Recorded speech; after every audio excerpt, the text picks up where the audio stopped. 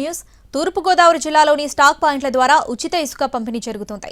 ఇసుక stock point వద్దకు వచ్చిన లారీ, ట్రాక్టర్, మినీ ఆటోలో తీసుకుని వెళ్తున్నారు. ఇసుక తవ్వినందుకు లోడింగ్, స్టాక్ పాయింట్ వరకు తరలించినందుకు లేబర్, జీఎస్టీ ఛార్జీలను మాత్రమే నామమాత్రంగా వసూలు చేస్తున్నారు. ఇక ఉచిత ఇసుకకు సంబంధించి మరింత సమాచారాన్ని మా రాజమండ్రి ప్రతినిధి శ్రీనివాస్ అందిస్తారు.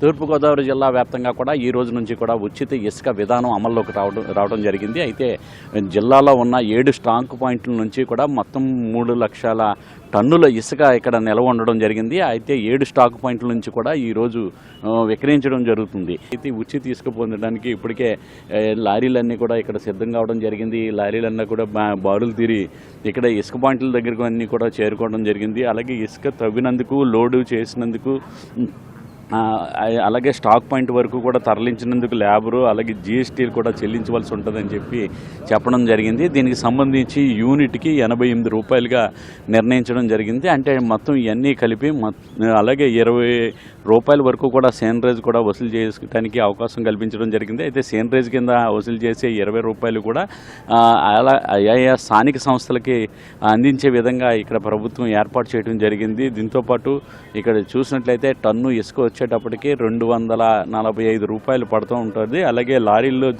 ఇసుకని ఎక్కడికి అంటే యూనిట్కి వచ్చేటప్పటికి ఇసుక 88 రూపాయలు మాత్రమే పడుతుంది. అలాగే ట్రాన్స్పోర్ట్ ఛార్జీలు వచ్చి 10 కిలోమీటర్ల పరిధిలో ఉన్న 3 యూనిట్ల లారీకి సంబంధించి 1000 రూపాయల వరకు కూడా వసూలు చేయడం జరుగుతున్నది. అలాగే సగటున రోజుకు ఒక్కొక్క వినియోగదారుడికి కూడా 20 టన్నుల ఇసుక మాత్రమే పంపిణీ చేయాలని చెప్పి నిర్ణయించారు. అలాగే ఇందుకు ఆధార్ కార్డు, ఫోన్ నెంబర్ కూడా ఇక్కడ సమర్పించవలసి ఉంటుంది. దీంతో ఇక్కడ ప్రత్యేకంగా ఇక్కడ ఏర్పాటు చేసిన షెడ్యూల్లోని అక్కడికి ఎవరైనా ఇసుక కోసం వచ్చినట్లయితే వాళ్ళకి ఇక్కడ తీసుకుని వాళ్ళ దగ్గర అమౌంట్ కూడా డిజిటల్ ఆన్లైన్ పేమెంట్ కూడా చేసే విధంగా కల్పించడం జరిగింది. దాంతో ఏపీఎండిసి ద్వారాగా ఇక్కడ చూసినట్లయితే ఈ సిస్టమ్ ద్వారాగా ఇక్కడ పెట్టి ఇక్కడ ఈ అధికారులే ఇక్కడ వీళ్ళందరితోటి కూడా అమలు చేయడానికి సిద్ధం చేయడం జరిగింది. అయితే ఇక్కడ స్టాక్ పాయింట్ దగ్గరికి అంటే గోదావరిలో తవ్వి తీసుకుని వచ్చిన ఇసుకను ఇక్కడికి తీసుకుని వచ్చి స్టాక్ పాయింట్ల దగ్గరకి తరలించడం జరుగుతుంది. తరలించిన అనంతరం కూడా ఇక్కడ నుంచి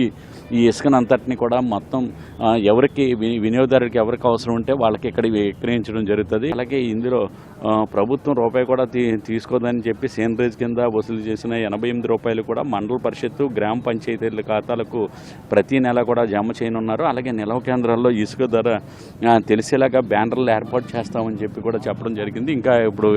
ఇంతవరకు కూడా బ్యానర్లు అయితే ఏర్పాటు చేయలేదు.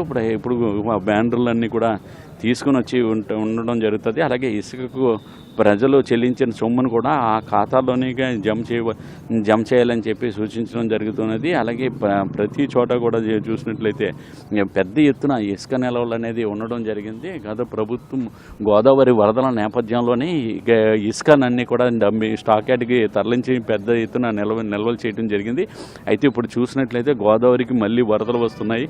ఈ వరదలు వచ్చే సమయంలోని గోదావరిలో ఇసుక తీయటానికి అనుమతులు అనేది ఉండవు, రద్దు చేస్తారు, ఇసుక రద్దు చేస్తారు. ఆ టైంలోని ఈ స్టాక్ పాయింట్ల నుంచే విక్రయించవలసిన పరిస్థితి ఏర్పడి ఉంటుంది. అయితే మొత్తం ఇక్కడ చూసినట్లయితే ఈ స్టాక్ పాయింట్ల దగ్గర నుంచి మాత్రమే ఇక్కడ ఇసుకను విక్రయించవలసి ఉన్నందు కారణంగా ఇక్కడ ముందుగా స్టాక్ పాయింట్లో ఇక్కడికి ఇసుక నిల్వ చేయడానికి అధికారులు సన్నాహాలు చేయడం జరిగింది.